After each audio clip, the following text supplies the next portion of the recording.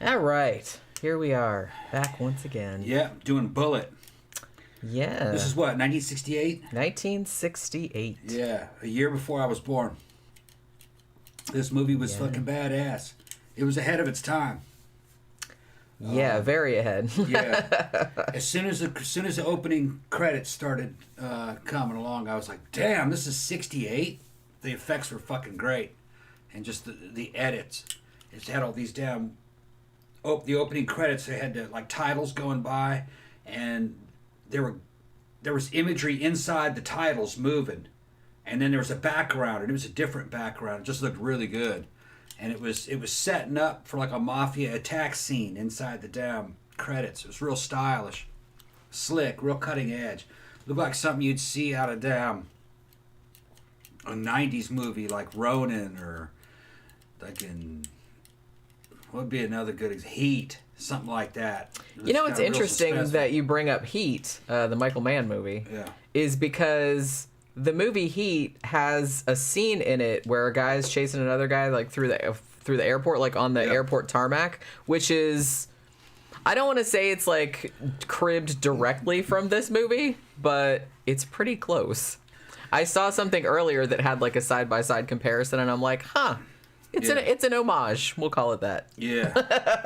And then it's like a detective noir flick set in the which late I had 60s. forgotten about, because Fourth Row Down says, so there's a car chase in this movie, but what the hell else is going on? That's the thing. This movie, the car chase is so iconic. Yeah. That I kind of, and honestly, I saw this movie when I was probably a teenager or maybe in my early 20s. And everybody remembers the car chase, but nobody really remembers like what the movie is actually about. And I think people who haven't seen it, because you hear so much about the car chase, they think the whole movie is going to be like a big long car chase, or it's going to be just a scene, or it's going to be like super action packed. And it's really not. It's almost like a very, very realistic neo-noir cop thriller. And honestly, I had forgotten that aspect of it totally. It's very, very naturalistic in the sense that, and that was done on purpose.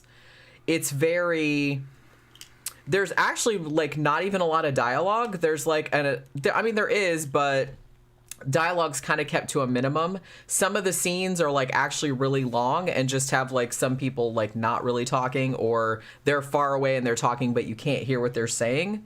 And all of the dialogue is like really, really naturalistic. And they said too that they not only did not build any sets for this movie at all, they just used whatever was around San Francisco, wherever they could shoot. They also, in like some of the scenes, like in the hospital and stuff like that, like pretty much all the extras you see are like actual doctors and nurses. Yeah. And I think some of the cops are like actual cops and not actors. So they really wanted everything as close to naturalistic and realistic as possible. And that really does come across in the sense that this movie is like really immersive. You feel like you're just kind of like watching a bunch of cops like going about their day-to-day jobs. They don't seem like actors. They don't seem like, you know what I mean? Same tone as Blade Runner. Blade Runner's a lot like that, but certain edits of it. Kind of sparse. Nothing's underscored. You have to pay attention to what the hell's going on, because clues appear inside the movie. And then opinions change. And things are kind of damn vague. Or, certain things happen and there's no real resolution to it. But it did mean something. It's kind of like, it's just realistic. You're on this damn detective case with this detective, and they're just suspicious that something's wrong because shit's not playing out right, and the bad guys know too much, so they know there's some kind of information leak. There's an intelligence leak happening inside their organization. It's somebody they're working with, and suspects appear, and then you realize that it might be this damn senator that's leaking this to protect himself, because he's involved with these mafia guys. And what's weird about the movie is that Bullitt kind of wins in a certain way, but in the big picture, the bad guys win. They couldn't stop it. He did what he could. Well, and I think that I mean, and again, the theme of it not really hammered home, but it is kind of like that's something that's sort of in the background, particularly I think in this couple of scenes between Bullitt, Frank Bullitt, played by Steve McQueen, and his girlfriend Kathy, played by Jacqueline Bisset. She's not in it much, but they do have like a couple scenes in it where she's kind of accusing him of just being completely, inured to, she says to him at one point, "You live in a sewer," and it's like, it doesn't even bother you, because he's just very stoic and everything. He's very, this is what we're going to do. And he doesn't seem to get like emotionally invested or involved in anything. And so they have a little bit, they don't even have like conflict about it, but it's just something she brings up. And I think too, that maybe that's kind of where they're coming from. Like, even though, Steve McQueen in this movie, you could say that this was maybe the first movie that started that whole cop that doesn't play by the rules cliche. I don't know if there were probably some before that, but I liked it because it's very understated. Yeah, nothing's underscored, nothing's blown out of proportion. You just have to watch the movie. McQueen's character reminds me a lot of Deckard. Deckard the detective, not necessarily Deckard the replicant. Deckard is a replicant of this detective. Well, this McQueen is just a detective, but he's in that same situation. There's not much he can do. He's little people, even though he's a cop. I mean, he tries to do the best he can, and he does. I mean, he is very invested in this investigation and getting to the bottom of it, but he knows that, like you said, in the bigger picture, it's not really going to matter all that much. He can only do things that are physical. All right? It does show you that. His girlfriend, in a way, has a job that's a lot more high-tech. She's like a hydraulic engineer. She knows about water flows, and she can do all this fucking shit, and it's kind of beyond him. They let you know that his girlfriend, even though she's just hot as shit, is in a way smarter than him. But this detective he's about instinct and physicality and getting the job done that way. And who he's up against, that's really not quite enough, because there's political power and intrigue, and it's beyond. It's like, it's not only like political power, but it's also the mob. Yeah, the mob. Well, they're in with that's what I'm saying. Elected officials, and they're going to win. He just does what he can. And being a man who depends upon wit and brawn and skills, it's limited. It's limited what he could do. Yeah. And the movie ends just like the theatrical cut of Blade Runner. He makes it back to his girlfriend, and it's like, okay, we made it. At least I got you. Let's get the fuck out of here, kind of deal. Or it's over. And it just abruptly ends. Well, yeah, he goes back to his apartment, and she's sleeping in his bed, meaning she didn't leave. Right. So she's like, okay, I'm in this for that's the implication. Yeah, I really think Blade Runner ripped that ending off. It's the ending from Bullitt. I mean, it may be, because this movie is very, very, very influential. And it very has influential. The same sparse kind of feeling as the theatrical cut of Blade Runner, where it just feels kind of bleak. It is. This movie is very sparse, and as I said, I had forgotten about that. It's generally considered, it's not an action thriller, really. It has action sequences in it. There's a car chase. There's like a chase through a hospital. There's a gunfight chase across like the airport tarmac. There's that, but in a way, I like that the action sequences are kind of like few and far between, because it kind of makes them more impactful when they do happen, because most of the rest of the time, it's just kind of dry, like investigative work. As I said, if you are really involved along in this investigation, not everything is all glamorous and Hollywood and spelled out for you. This is like kind of a difficult investigation that they're undergoing. But so Fourth Row Down asks, like, what's going on? So the plot of this, Steve McQueen plays Frank Bullitt, and he's basically he's a lieutenant. VIP protection, that's what it is. Yeah, that's what it is. What happens is that a mobster named Johnny Ross evidently runs away from the mob with like $2 million, right? Like it's a shit ton of money. It's like $2 million. He's going to testify. But he's going to testify against them. The mob, yeah. Against the mob. And there's this senator who's played by Robert Vaughn, who at this point was most famous for Man from U.N.C.L.E. He's been in like tons of shit since then. Does a great job in the movie too. Yeah, he's very oily. Yeah. And not physically oily, but like, he's oily politician type. He's a senator, and he's trying to score some points with the public by having this dude, this mobster turn against all these other mobsters so he can look like he's tough on crime or whatever the fuck. So what he does is he hires Bullitt and two of his compatriots to watch this dude over the weekend, like provide protection. He puts him in this kind of like cheap ass hotel, and he's like, okay, well you go in shifts like to watch him. So it's just like a babysitting job. But then, not too far into this, there's some sketchy shit going on because Johnny Ross, the mobster, he's in this room and one of the cops is watching him, and he scoots over to the door and like takes the chain off the door. Yeah. And then like a couple minutes later, like two dudes bust in and start shooting up the joint. Mob assassins. So one of the cops gets shot in the leg, and then Johnny Ross gets shot in the neck, and he gets taken to the hospital. And he said something before he got shot. But they told me, but that's not what they told me. Yeah, he said, but the man told me, or he told me, or something like that. And then they shot him. Boom. Yeah. And they went in there with a pretty cool pump-action fucking shotgun, pistol-grip shotgun, which appears a couple times in the movie. He takes it apart and puts it together, which I've never seen a Winchester pump do that. I got to do the research. I think that might have been a prop gun. I don't think a Winchester pump comes apart like that. Anyway, and he put it together quickly. I think it was something just made up for the movie.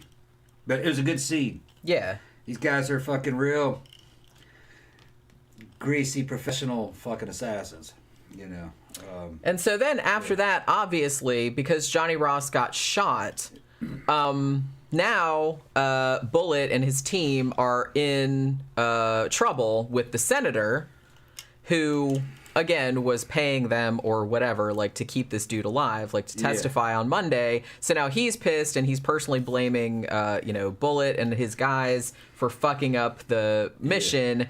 And so Bullitt has to kind of like negotiate that whole thing while he's also trying to get to the bottom of what's actually going on. Yeah. Another thing that scene and that part of the movie, I got suspicious. One, he unlocked the door. And he said, so he was expecting somebody to come. Yeah, and he said, but he told me, and boom, they shot him. And then they shot him. And then they shot the cop in the leg. Yeah. With the shotgun. It fucked him up pretty bad, but they let him live, even though he had seen some stuff, which told me whoever ordered that hit was a cop. Or somebody in with the cops. Because why would they leg shoot the cop? Why a leg shot? Yeah. And why'd they leave without giving him a coup de grace, a headshot, you know what I mean? They had to have been told that the cops there it wasn't necessary to kill the cops. They just wanted that. That's the thing. There's all of this stuff going on underneath, and pros. And not all of it is laid out explicitly. Yeah. This is a movie that you really, really have to pay attention read into it. To pretty much everything that's going on, because there's all kind of stuff. Because like I said, they don't really spoon feed you anything.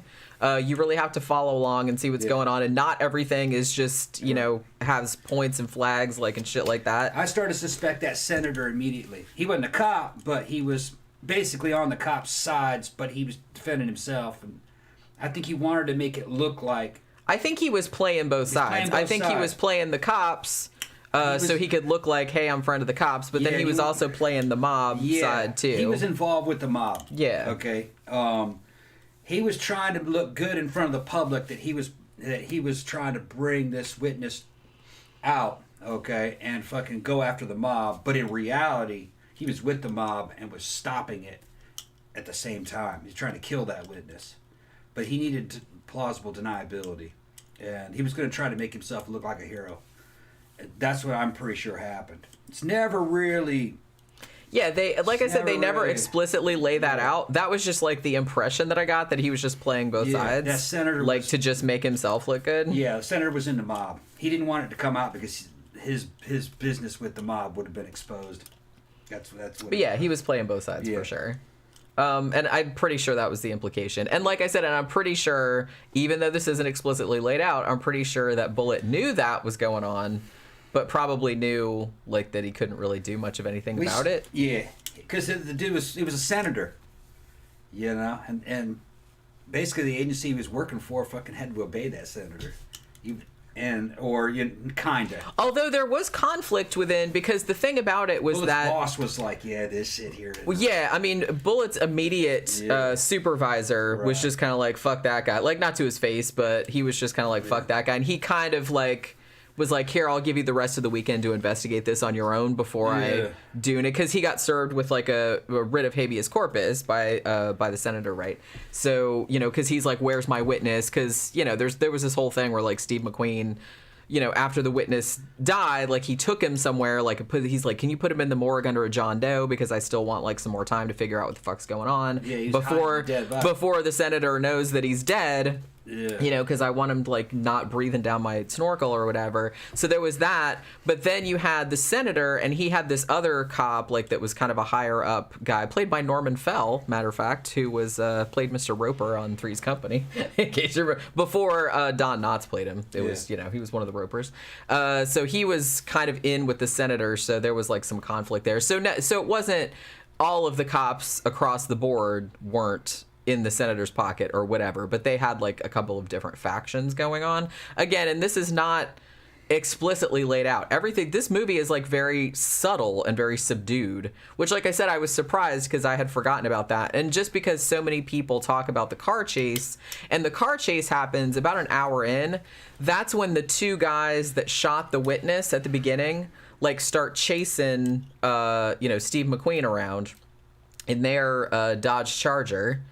And so he's like trying to escape them. So it's like this really, I think it's like a 10-minute chase through you can see San Francisco. The way it was filmed was pretty good. It involved some motorcycles, a bunch of other cars, and you can see right where Mad Max came from. It's very something out of Mad Max. It was the way it was filmed. It was realistic. There had to have been cameras on car hoods and cameras sticking out of car windows, and people filming from inside the car. So it's because it makes you really feel like you're in there. And like I said, it's not glamorous. It's not like a Hollywood, like a normal Hollywood, like something you would see nowadays, like in like a Tom Cruise Mission Impossible movie or something, like, which are cool, and like everything. But this one is a lot more realistic and kind of made you feel like you were kind of in it. The cars are getting all crunched up, and you can see that that's Steve McQueen driving. He drives for all the close-up shots. The stunt guys like drove for like the far shots, including the same guy that did the motorcycle jump. That guy, Bud Eakins, I think his name is. McQueen was kind of like Tom Cruise of his day. You know, he really could drive. You know, Cruise could drive. Yeah, if you can see Steve McQueen driving, he's actually driving. McQueen was a good club racer. You know, he did motorcycle and car racing and a bunch of different events, and was good. You know, he was good, and had a bunch of custom cars made. All the fucking California hot rod shops knew him, and if a badass car would come out, he'd buy that badass car stock and then send it to those custom hot rod shops, and then put the best shit on it that you could get. You know, Porsches, Corvettes, fucking everything, Mustangs. The car in this fucking movie is pretty famous. A lot of you Mustang guys try to copy it. It's called a Bullitt Mustang, or the Bullitt Edition Mustang. It's just a green Mustang fastback. I guess it was a 68 or a 67. I don't know the exact. And honestly, they only used two for this movie, because I was wondering about that, because it does get kind of trash. But they only used two of them, and they had like the stunt coordinators, like they souped the shit out of that. Yeah. Well, and honestly too, because they also had two Dodge Chargers, like the mob's car. Yeah. And they said actually just naturally right out the box, the Dodge Charger was much faster than the Mustang, so they had to soup up the Mustang, and then they had to shoot it so that the Charger would stop. And I'm assuming overrunning it. I'm assuming the soundtrack recordings for the Bullitt Mustang are what was in the Bullitt. It's definitely a V8, and it sounds like it's got some real hot cams in it, high compression engine.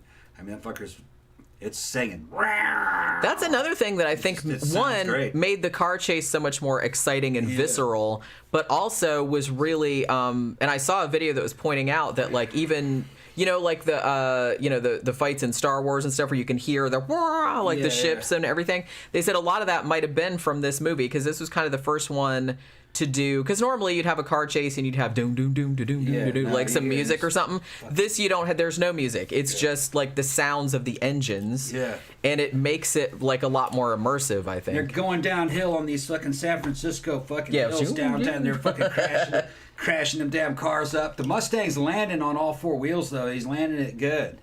Fucking, but he's sticking the landings pretty good. The Charger's getting banged up. Fucking hubcaps go flying off of it. They're hitting some pretty hot turns, and the fucking hubcaps on a Charger fucking comes flying off, and they couldn't have planned that. So a lot of that is just fucking really hard driving. Now it's funny because this is '68, and those cars were pretty hot for the time. They were street cars too. It was something that a cop could afford. So you know what I mean? It was realistic. They're fucking driving those cars as fast as they would go in those conditions. Yeah. But really not fast cars by today's standards. Just kind of good looking and mean looking. From what I could determine, because we thought at some points we're like, did they speed the film up? Some of it was. I don't think it was though, because at least not that I could determine. They said they actually did drive the cars generally between 65 and 85, although at some points it did go up to 110. Yeah, which that's about it for those gold cars. So cars. they were driving to the fastest, to the limit of their speed, I guess. Because like I said, we couldn't really tell. I was like, I don't know if they sped the film up, because I know they did that sometimes, like in cheaper movies, to make it look like the cars were going faster, but I don't think they did in this one. The problem with the cars of that era is that, first of all, they were heavy. They were all steel construction. They didn't make that much horsepower. They made pretty good torque. They didn't have very good brakes. The tires were shit. And the contact patches wasn't much. In other words, the tires are not very fat. So you can't get a lot of power to the ground, and you can't get a lot of brake to the ground. So they slid around quite a bit. And they had shitty suspensions. They'd pogo. I would think brakes and suspension were like the biggest limitation of cars of that era. And they were fucking catching air on them. But they tended to pogo and roll in turns. Unless they were heavily modified with the best stuff. Which I kind of, by the way that Bullitt Mustang was landing on all four tires, it must have had a pretty souped up suspension. A good suspension on it. It was all... It was all kitted out. It wasn't stock. Yeah, the Charger was closer to stock. That's why I was getting beat up so bad. But it was still modified too. But the Mustangs were extensively modified. It had to have been by the stunt team. It was tracking pretty well and landing pretty well. Stock Mustang wouldn't have from that era would have pogoed like crazy. Yeah, and rolled real bad, and not landed on all four tires. It would have landed nose first, usually. So it must have been carrying weight in the rear to get it to land properly. Either that or weight had been reduced from the front. Something. Because they didn't have very good weight distribution. Yeah, I mean, they knew what they were doing back then. Gramthars said, McQueen reportedly had one of the biggest dongs in Hollywood. One girlfriend said it was like 2 beer cans welded together. McQueen was no joke. Goddamn. McQueen was no joke. I mean, everybody respected him. He was a tough dude. And I mean, he's cool as fuck. I mean, even still nowadays, he's still considered like an icon of cool. Everybody liked him. He'd show up to Hollywood parties and fucking, you know what I mean, and was cool with everybody, and he'd show up with fucking hotties and this fucking badass fucking cars, and I think he pretty much only dated like top-notch stars, actresses. I don't think he dated women that weren't famous, but maybe he did, but he was known for dating stars, whoever the hottest star was at the time. But he would show up to parties and dazzle people and fucking was just cool and sit around, and he really wasn't, evidently he wasn't the kind of guy that was like a theater type guy. He was more like a racing type guy and fighting and, you know, reading fucking history books. He was that kind of guy more than he was like a theater dude. But he hung out with people at the theater, you know. Actually, I think that Once Upon a Time in Hollywood, that new Quentin Tarantino film, in that party has somebody playing Steve McQueen. Yeah, that's right. I think so. evidently pretty much everyone was pretty much portrayed as kind of how they were known, including Bruce Lee. That's kind of what he was like too. Even though some people thought that was disrespectful of Bruce Lee, I don't think it was. Bruce was a young guy. They did all kinds of shit, and Bruce talked a lot of shit. He was fast. Yeah, he was a good martial artist, but he didn't weigh anything. He got his ass kicked today in mixed martial arts. Fucking MMA, Bruce Lee didn't get his ass kicked, tore out the frame.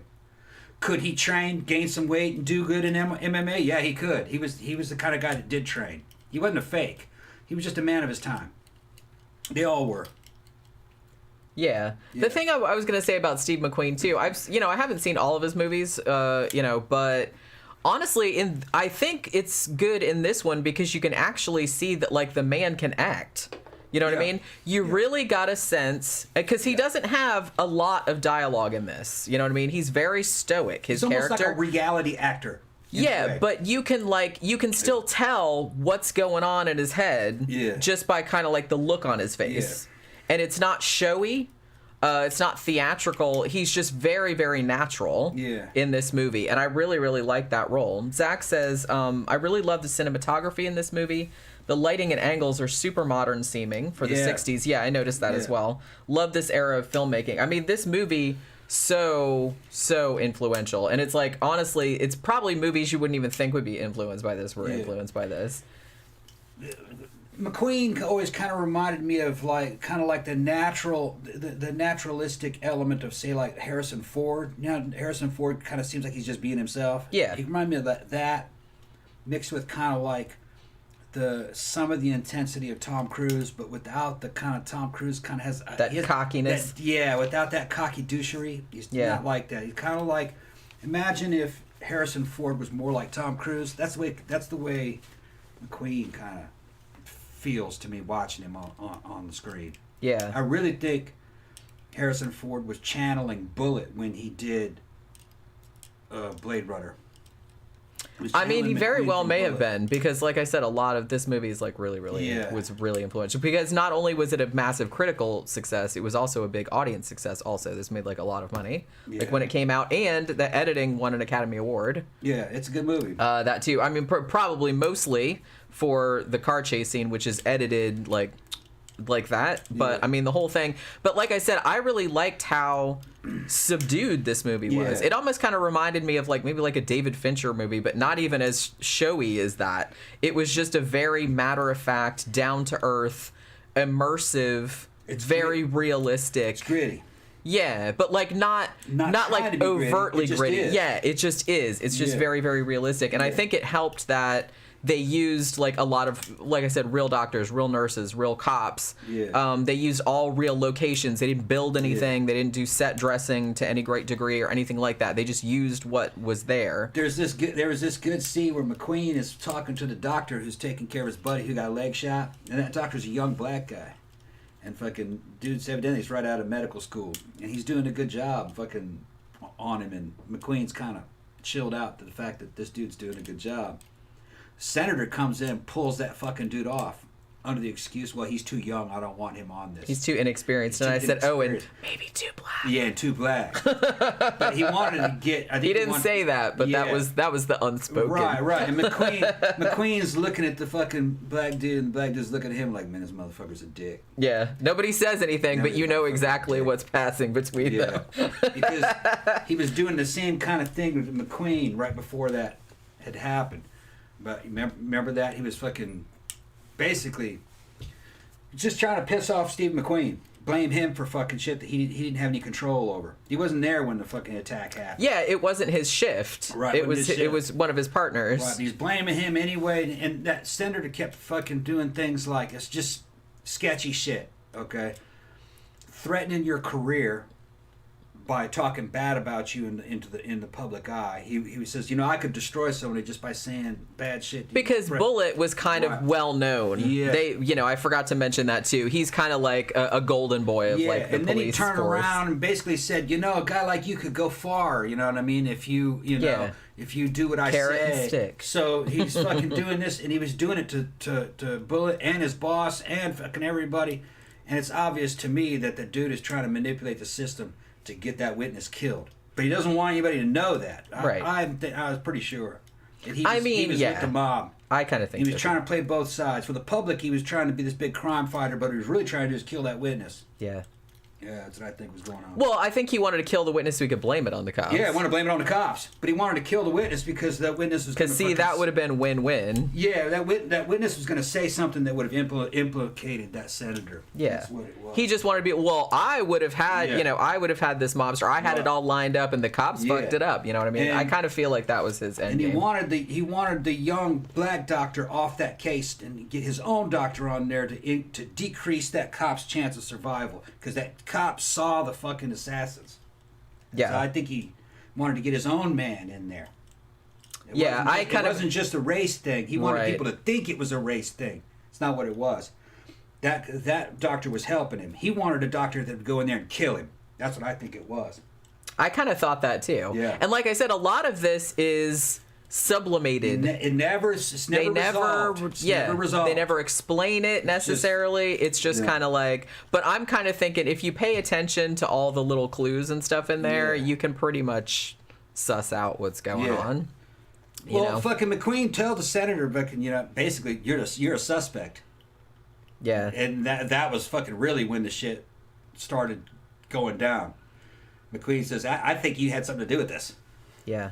Yeah. I think so too. I agree. Because I even said when I was watching the movie, I agree with you, Steve McQueen. Yeah. Gramthars Hammer said, whenever Hollywood films a movie in Michigan, they always hire real cops to play movie cops because they have a swagger that extras can't replicate. Yeah. I submitted a mugshot a couple of times, but they didn't dig the cut of my jib, evidently. Best Detroit cop movie was fucking Beverly Hills Cop. Well, I like that one. Remember Eddie Murphy was in that, and then his boss in the movie was the real police chief of Detroit. Forgot that guy's name. He was famous back when we were kids.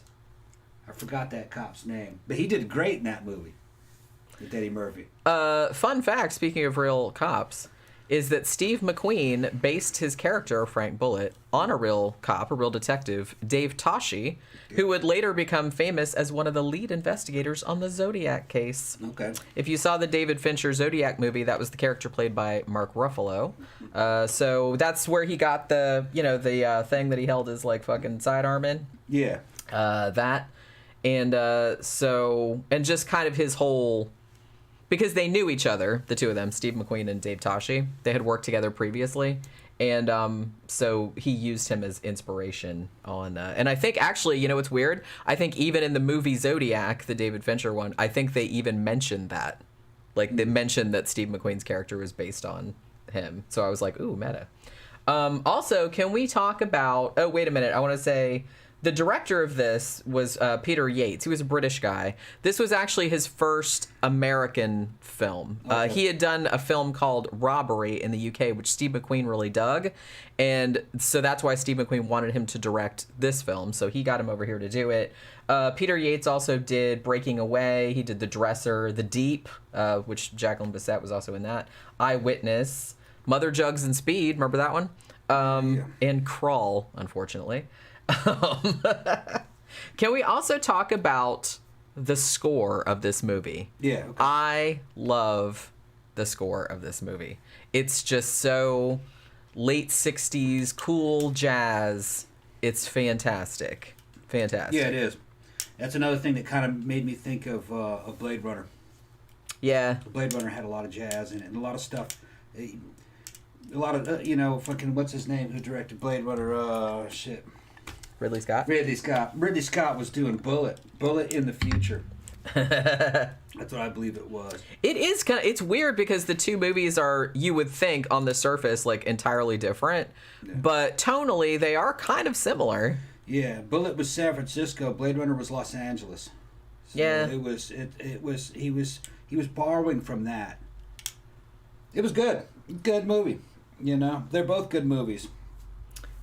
But I was going to say somebody said, did Steve McQueen ever make a bad movie? I don't know. Not that I ever saw, because I haven't seen all of them. Probably not. This was an era in Hollywood history where Steve McQueen had a lot of money. If he didn't like a movie, he didn't have to make it. Okay. Yeah, and this movie was actually like his production company was kind of behind it. And if you were going to put McQueen in a movie, you had to have a lot of money. And if you didn't like the script, you wouldn't do it.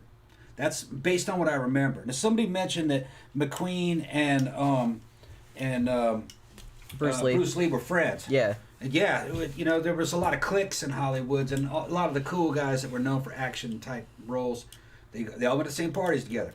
They knew each other, and some of them got along, some of them didn't. But evidently, fucking McQueen, when McQueen showed up, he basically ran the show. Everybody loved him. He just commanded a lot of respect just by being who he was. Everybody in Hollywood respected him. Because he wasn't a fake. Yeah. A lot of guys were fakes, but McQueen he was racing his cars and his motorcycles, in between movies. So, Zach says, something I love in movies from this era is how filmmaking was becoming more experimental, but not to the point of being pretentious and still tells a story and isn't just abstract bullshit. Yeah. This is actually a really great... honestly, if I had to pick a favorite decade in film, it would probably be the 70s. But this is almost like an honorary 70s movie, I guess. The 70s was almost starting. 70s was a couple months away. Yeah. Think about it. Ooh, there's my creepy phone ringing again. People are talking about the French Connection too, which I actually do want to get to at some point. I remember the title. I've never seen it. Because that also has a great car chase in it. I've been hearing about Bullitt off and on my whole life. And Sorcerer, that's another one. I got to write that one down too, because I was just thinking about that one today. William Friedkin, same guy that did The Exorcist. Yeah. He also did Sorcerer, and I want to do French Connections on a I'd always heard of McQueen, but this is like more my dad's generation. And I had never seen this movie. I haven't seen this is my only second Steve McQueen movie I've ever seen. Yeah, because I showed you The Great Escape. Great Escape. We saw that a couple weeks ago. I haven't seen. Well, you've seen The Blob, right? The original Blob. Yeah, that's true. Which so it's probably where he plays a 35-year-old teenager. Yeah. Yeah. But that's part of its charm. So I guess it's not the first Steve McQueen movie I've seen. There's a bunch that I haven't seen. Yeah. I have seen several of them, but. I'd seen Bullitt before, but I hadn't seen that since I was for fucking 20 or 30 years. I've never seen this movie. It's a good movie. Yeah, and same with Great Escape. I saw that when I was maybe a teenager, but I hadn't seen it since then. I just remember. Does it hold up to today's movies? Not really. Is it a great movie? Yeah, it is. It's a movie of its time, and ahead of its time. It's an important movie. A lot of stuff came from this, and you're watching. You're like, damn, this is '68. This is some good shit. So you can tell that this movie is changing the game. It's a classic. It's like it is something that you should kind of watch. You should watch this one. Yeah, it's kind of one of those movies that. If you're interested in film, particularly like American film, there's a certain number of movies that you kind of need to see, like to at least have some kind of basis for so you know what you're talking about. Yeah. And I definitely think this is in there just because it's so influential on so many other movies. Detective flick, yeah. But I wanted to say when we were talking about the score was that the guy who did the score, I saw his name, Lalo Schifrin, in the credits, and I was like, oh man, that dude's famous. I know, and I couldn't remember any of the other movies he did. He also did Mission Impossible. Yeah. Very famous. Amityville Horror. Okay. THX 1138. All right. All the Dirty Harry movies. Okay. Enter the Dragon. All right. And Cool Hand Luke, among many other things.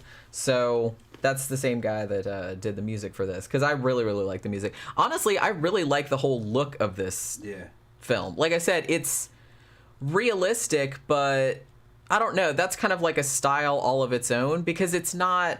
Because you know how sometimes they'll have a movie and they're trying to make it gritty and realistic, but it's almost affected because you can tell that they're trying. This one doesn't seem like it's trying. It's just very, very naturalistic and organic. Yeah. And it's almost like you're not even thinking that it's a movie. Yeah. Is that weird to say? It kind of has that sort of vibe about it, but not like it's a documentary. You know what I mean? It's hard to explain. Yeah. But I kind of feel like that's a hard style to get across. Another thing that Blade Runner ripped off from this is that there's a scene in the airport where Bullitt shoots a guy who's in between two glass doors of the airport, and the guy breaks them while he's being shot. And it's just like that scene. I think her name is Zira, the replicant stripper who's getting shot in the back as she's running through the glass door, through the glass window, through the storefronts windows. and it looks like that's where Ridley Scott got that idea from this movie. There's just a lot of stuff in this movie that looks like Ridley Scott. I don't want to say ripped it off as homaging. Well, like I said earlier, the whole end scene of Bullitt, where he's chasing the mobster through the airport, like across the tarmac. Michael Mann used that almost exact scene in Heat. Yeah. Like it's pretty much. I don't, like I said, it's not shot for shot the same. Yeah. But you can totally tell that he's homaging that.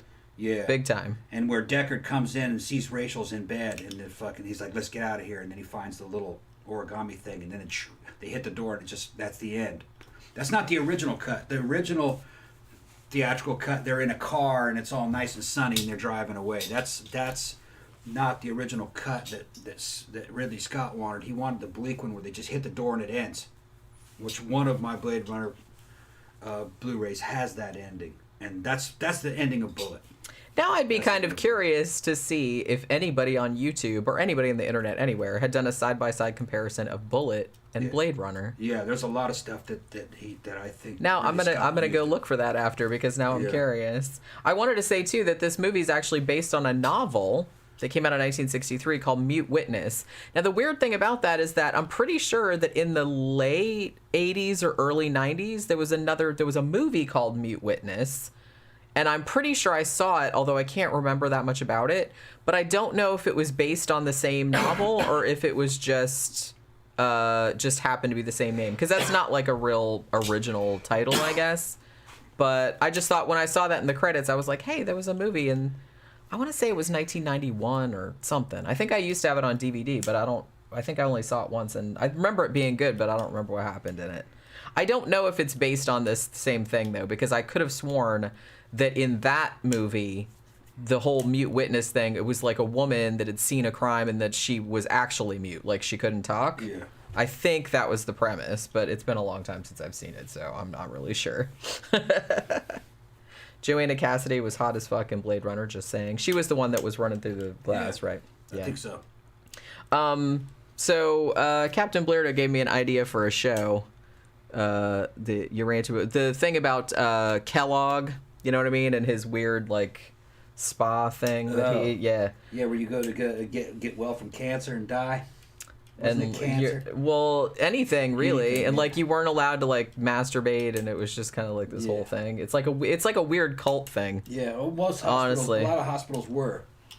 Yeah, they had these kind of like a private hospitals where you could go to get better from just things. Anything. They claim anything. Things and stuff. Oh, yeah, rheumatism. Yeah. Whatever it is. Your arthritis, we'll cure that. Your cancer, we'll cure that. Your whateverism. Yeah. They were just like big wooden houses when you looked at them. And people checked in, and some of them things they never checked out of. Like a roach. You just died in there, yeah. Yeah, and you paid. You paid to die in that motherfucker. They give you shit like bread cereal. Yeah, that's kind of like where the whole Kellogg thing came. And actually, I hadn't thought of that in terms of doing a show about it, but honestly, that might make an actually good give you some bran cereal and some filtered water, and you'll be all right. Stop jerking off. It'll fix it right up. It'll fix it right up. Yeah, and they're going to do it in the clean, dry air up north somewhere in the wintertime. You know, that was the way they were, you know, the 1800s. But there was medicine... Medicine is a scam, and I think even to this day, a lot of it is scam. Well, I kind of feel like back then they were kind of like groping around in the dark. They didn't have any idea. It was like, well, this kind of works sometimes, maybe, like on certain people. It's like, well, sometimes it works, and sometimes they didn't have any fucking idea. They had people fucking drinking radium. Yeah, they did. Which are radioactive fucking fluids and shit. Your fucking jaw fall off, fucking kill you, eat you up from the inside. Fucking radioactive fluids. They had people standing in front of them X-ray machines that took a live action image of you moving. That shit would kill you. There was a lot of things that they did back then that would fucking kill you. Then they didn't regulate anything. Yeah. It took a while. And then even once regulation happened, you could always just bribe those regulators. To a certain extent, I think still a lot of that shit's going on. Some of these weird drugs that they'll try to sell you fucking through the television, Prilosec and fucking alopecia, Vivician, fucking all these weird ass fucking names. Whatever happened to all those drugs, you know? And did they actually work? How effective were they? What were the fucking side effects? You know, they only sold the shit for a couple years, and then they replaced it with another one because they constantly have to have a new product. Well, sometimes it's not that. Sometimes because of the what do you call them, like patent laws. Yeah. What'll happen is that if you develop a drug, you only have a patent for it on X number of years or whatever it is. Yeah. And then, so you can sell it under your brand name. And then, but after that, then anybody can make it and sell it. So sometimes it's the same drug, but it just has a different name because it's a different company making it. That's all it is, because the patent expired. I was watching a show a couple days ago and says there's only 2 drugs that's really changed humanity. Or 2 things, and it's been around for fucking ever. And if you have these 2 medicines at hand, it'll solve about 80% of the shit that'll ever happen to you. The first one is penicillin. Okay, if you have penicillin, fucking that'll help. The other one, I don't even want to say it because the algorithms will get me. They call it horse paste. That right there does a lot of shit for anti-parasitical stuff. It's also antiviral. Just those 2 right there have saved fucking tens or hundreds of millions of people since they've been around. And they don't have much no real side effects to speak of, and it just takes care of a lot of shit. But the drug companies can't make any money on them. It costs pennies. But you'd stock up on those 2 things right there, especially penicillin. Penicillin is fucking... People don't realize what it was like before antibiotics. Man, just a cut could kill you. 1 in 100 says, talking about crime films, have folks seen Get Carter from 1971? Yeah. I have. I checked your channel page and it wasn't on there. I think it's good. I did write it down, though, because we'll get around to it eventually. Because, like I said, we like to get to all these movies. And I've seen a lot more movies than we reviewed on the show, because I've seen a lot, but like before I met him, Danny Rolling Ghostface, what's tomorrow's movie, Jenny? We decided, this is going to be weird, but I guess because we were talking about Steve McQueen, because like I said, we did Bullitt, and like a few weeks ago we did Great Escape. And then we were talking about The Blob, and I said, you know what? I think I want to watch the 80s Blob, because I remember it being really good. Yeah, it was good. So we watched it last night, and I was like, hot damn, this movie was like even better than I remembered. Yeah, better than I remembered. The 80s from 1988. So we're doing The Blob from 1988 on tomorrow's show. We watched it last night. So I liked it better than Gremlins. A lot darker than Gremlins. Quality about the same. Man, the special effects really do hold up, too, from like 1988. Really gruesome. I was into it. Gremlins was what, 86? 84. 84? Yeah. Yeah, okay. The effects, I think, were... The effects and the budget, I'd probably put it at what Gremlins was. But a lot darker. It had some humor in it. But, yeah. Man, it was good. The movie held up. I didn't realize that, I don't want to like... Special effects are really good. Yeah, they really are. Well, I didn't realize that Frank Darabont was a co-writer on it, so there was that too. But yeah, so we're going to talk about the 80s Blob tomorrow, because I'd been wanting to rewatch that, and we finally did last night. It was on Amazon Prime. But you gotta pay $3.99, but it's worth it. It's good. All right, so... Fourth row down said Radium is a show right there. I know. I wrote that down, because I'm always looking for like interesting show topics, Here, drink this. It's radioactive. You'll be fine. And radiation, it helps you. I guess they thought it was It'll turn you into like a superhero. What the fuck you thinking, man? Well, they didn't know. I guess they thought it would be like chemo. Yeah, because, I mean, if you say it like that, then, I mean, chemotherapy sounds fucked up, too. It's hey, let's give somebody something that'll kill all your cells. Yeah. But sometimes there's a famous picture of a dude that he doesn't have a bottom jaw, just it's black and white. It's just a fucking teeth, man, with his fucking... Oh, it's nasty. You can find that photograph. That was radium. Fucking, it ate that dude's bottom jaw off. Yep. Ugh. And I'm sure that was not fun at all. Cancer ate his fucking bottom jaw. He was just his tongue hanging. Oh, it was like a medical photo of him standing there, and he lived like that for quite a while. Horrible. Radium did that. I just can't imagine. Did he have to would he have to keep his tongue damp all the time? Did he have to put sponges on it? He couldn't have been in public back in those areas. He must have lived at a hospital. Well, yeah, you'd have to wear a bag over your head, like people the Elephant would just Man. Fucking scream if they saw you. It just looked like he looked like a walking fucking skull. People were a little sensitive back then. He's still sensitive today. If you saw that, you'd go, ah!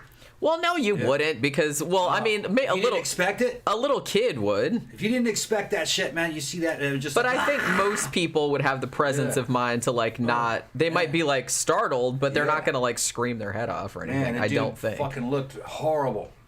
You know, unless you thought it was like, unless you legit thought that it was a zombie, like it was a zombie invasion or something. That poor guy. And evidently they just sold radium over the counters, and he was just he was a fan of it. He just, he drank it like it was an energy drink or something. Danny Rolling Ghostface says Tom should wear a mullet wig like Kevin Dillon sports in the Blob remake. Yeah, you don't have one. Honestly, the hair that Kevin Dillon has in the Blob remake was kind of like your hair when you were a teenager. Kind of, yeah. His hair was bigger and fluffier, a little bigger and curlier. That was a more conservative. But yours was more like a Rick Springfield. Yeah. Whereas his was kind of more. Actually, if you go back and look, all right, around that same time, that was a similar hair to what fucking Andrew Eldritch had. It was. So yeah, I mean, looking at it now, I was like, wow, man, that hair's out of control. But in 1988, a lot no one would have batted an eye. You had goths that had that hair. Even though it looks kind of ridiculous nowadays. But you just put gel in it and make it fucking spiky, and you could you had goths that had that. Yeah, you could. That's what Andrew Eldritch was wearing. Or kind of like smooth it down on the sides. Yeah. So, because Kevin Dillon's was very like floofy. Yeah. I thought. But yeah, we'll talk about that tomorrow because we're going to talk about the Blob. I'm kind of excited about it because, like I said, I hadn't seen it in a long time. I just remember it being really kick-ass, and I was like, we need to watch that again. So we rented it, and I was like, man, that was like even better than I remembered it was. It was super fun. One of the only fucking dudes that didn't have that fucking mullet who was being high speed on us being futuristic was fucking the dudes from Bauhaus. Andrew Eldridge, what's his name? Peter Murphy didn't have that. No. And he had short, spiky hair. Yeah, it was high tech. We were like, man, that's some fucking badass hair. But then, if you look who actually had a mullet, but it was just turned into a mohawk, was fucking the guitar player. Daniel Ash. That was kind of a mullet. That's an exaggerated mullet. Peter Murphy had a little bit of a mullet. A little bit. Sometimes. Sometimes. But then, like, later, like, right around 82, he just cut it real short. So it was, like, short in the back and, like, slightly longer and kind of spiky in the front. Yeah, there was no word mullet. That wasn't until later. That was just a standard haircut. And it wasn't associated with rednecks until probably the late 80s, I want to say. Yeah. Maybe later. They were trying to cool up their system. Yeah. They were adopting our haircuts. And then they cut their fucking sleeves off, their fucking denim fucking shirts. Not denim shirts, but their fucking plaid shirts. Yeah. And then put a fucking hat on. Danny Rolling says rat tails were the worst hairstyle ever created, in my opinion. I mean, there's probably a lot of competition in that area, but... First time I saw that was that girl from fucking Till Tuesday. I liked her hair, though. Yeah, it was great. I liked her hair. It was white. Yeah. That little fucking braided rat tail come down. It was cute. I mean, well, you couldn't really see it. Yeah, you couldn't really see it from the front. From the front, it just looked... I still like her hair. Yeah. You know what I mean? Amy Mann, her name is. Amy Mann, yeah, she was cute. And that was kind of a goth haircut for the day. Yeah, it was very cool looking. Yeah, it's all platinum. Fourth Row Down said Bono had an impressive mullet. Yeah, he had a mullet. He had a really big mullet, too. Yeah. Like I said, a lot of people had it, and it wasn't associated. It was more of a new wave thing in the early 80s. It was like a really cool, like ahead of the curve kind of hairstyle. It was just later it got appropriated. and then you couldn't really have it anymore. Yeah. Gramthars says we were up in Michigan, fucking, we're running around fucking being Bono and Mel Gibson and Lethal Weapon. Yeah. Well, we didn't really know it. We didn't know what it was because everybody kind of had that haircut. It was just a haircut. It was just a cool haircut. Yeah. Yeah.